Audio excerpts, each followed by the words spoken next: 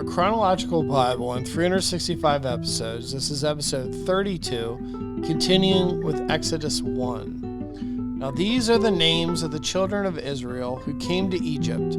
Each man and his household came with Jacob. Reuben, Simeon, Levi, and Judah. Issachar, Zebulun, and Benjamin. Dan, Naphtali, Gad, and Asher. All those who were descendants of Jacob were 70 persons, for Joseph was in Egypt already. And Joseph died, all his brothers, and all that generation. But the children of Israel were fruitful and increased abundantly, multiplied and grew exceedingly mighty, and the land was filled with them. Now there arose a new king over Egypt, who did not know Joseph. And he said to his people, Look, the people of the children of Israel are more and mightier than we. Come, let us deal shrewdly with them, lest they multiply. And it happened in the event of war that they also join our enemies and fight against us, and so go out of the land. Therefore they set taskmasters over them to afflict them with their burdens. And they built for Pharaoh supply cities, Pithom and Ramses. But the more they afflicted them, the more they multiplied and grew, and they were in dread of the children of Israel. So the Egyptians made the children of Israel serve with rigor. And they made their lives bitter with bondage, in mortar and brick, and in all manner of service in their field. All their service in which they made them serve with rigor. Then the king of Egypt spoke to the Hebrew midwives, of whom the name of one was Shiphrah, and the name of the other Puah.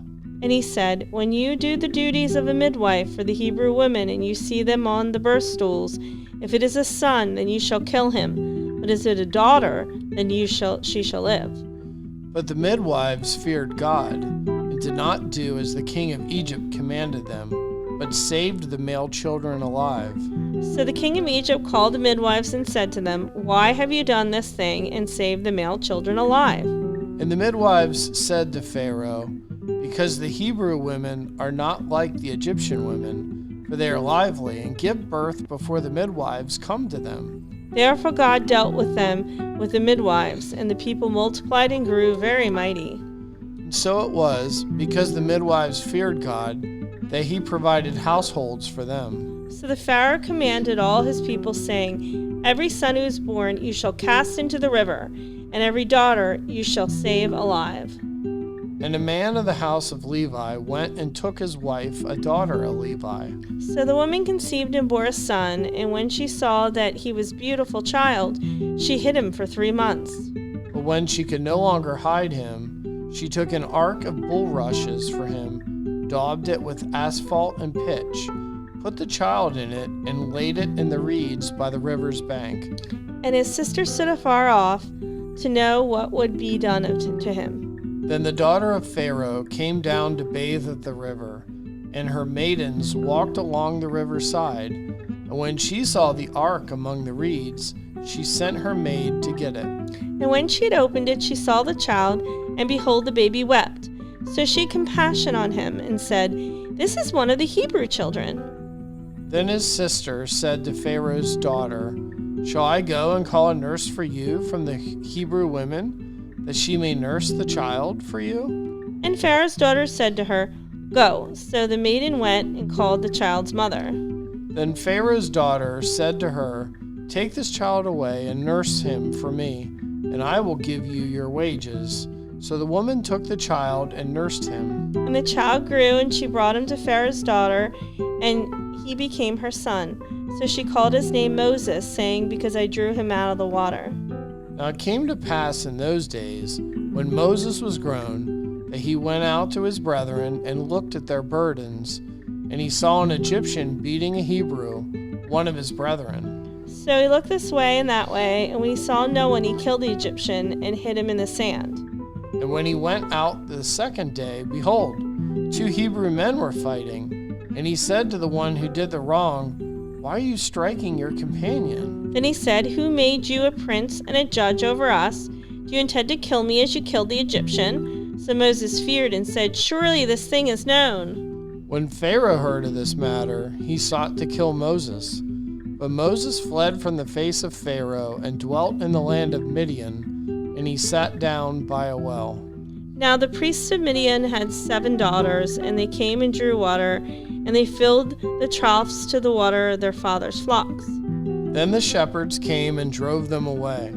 But Moses stood up and helped them, and watered their flock. When they came to Reuel their father, he said, "How is it that you come so soon today?"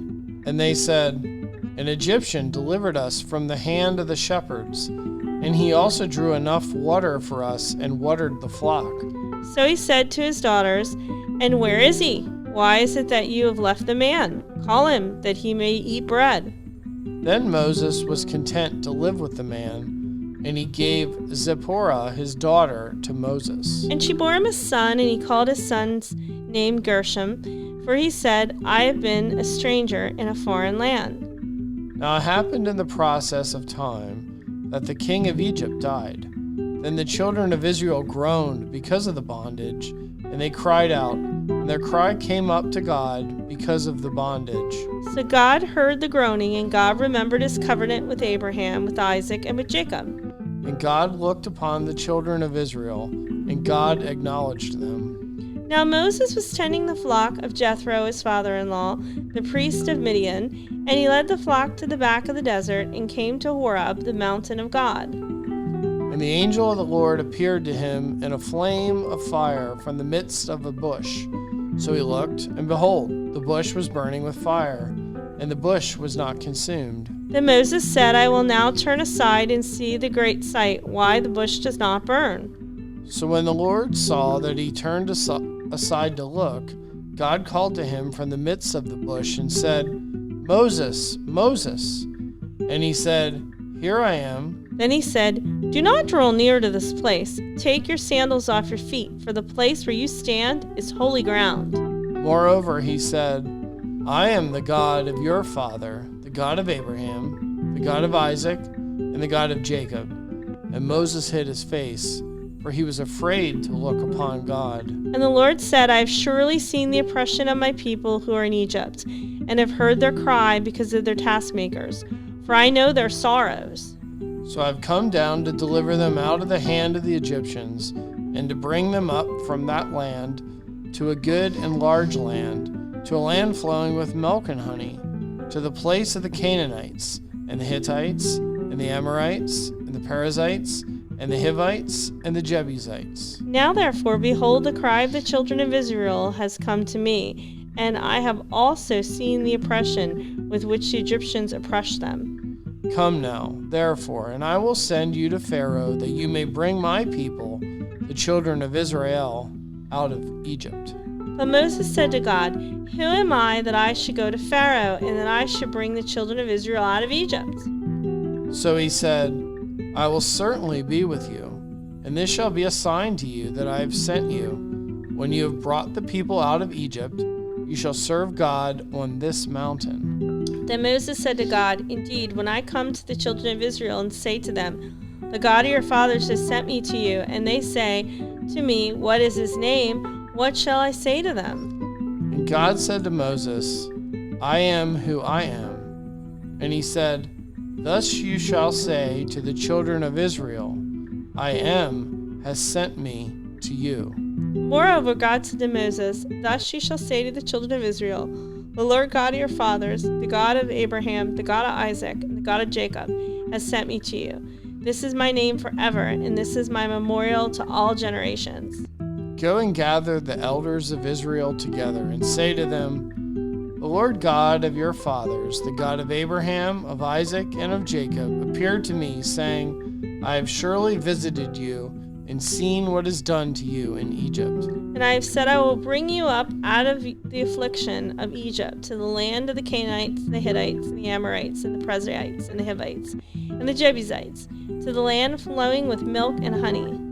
Then they will heed your voice, and you shall come, you and the elders of Israel, to the king of Egypt, and you shall say to him, 'The Lord God of the Hebrews has met with us. And now, please, let us go 3 days' journey into the wilderness, that we may sacrifice to the Lord our God.'" But I am sure that the king of Egypt will not let you go, no, not even by a mighty hand.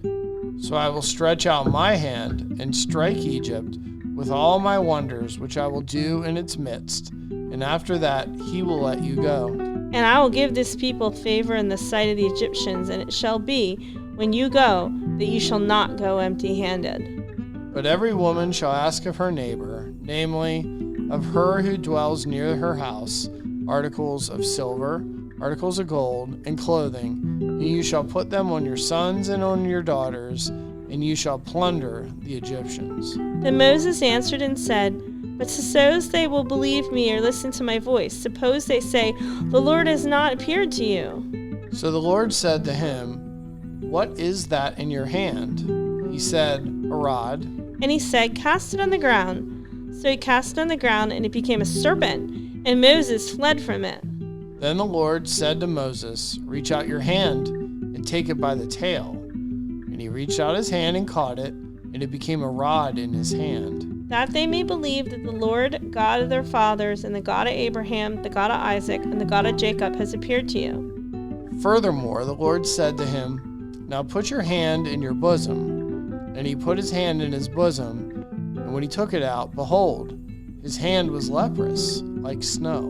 And he said, Put your hand in your bosom again. So he put his hand in his bosom again, and drew it out of the bosom, and behold, it was restored like his other flesh. Then it will be, if they do not believe you, nor heed the message of the first sign, that they may believe the message of the latter sign. And it shall be, if they do not believe even these two signs, or listen to your voice, that you shall take the water from the river and pour it on dry land. And the water which you take from the river will become like blood on the dry land. Then Moses said to the Lord, O my Lord, I am not eloquent, neither before nor since you have spoken to your servant, but I am slow of speech and slow of tongue. So the Lord said to him, Who has made man's mouth?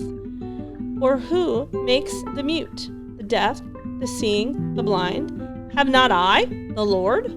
Now therefore go, and I will be with your mouth and teach you what you shall say. But he said, O my Lord, please send by the hand of whoever else you may send.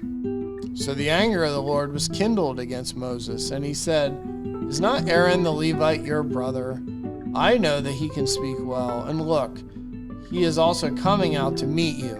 When he sees you, he will be glad in his heart. Now you shall speak to him and put the words in his mouth, and I will be with your mouth, and with his mouth, and I will teach you what you shall do. So he shall be your spokesman to the people, and he himself shall be as a mouth for you, and you shall be to him as God.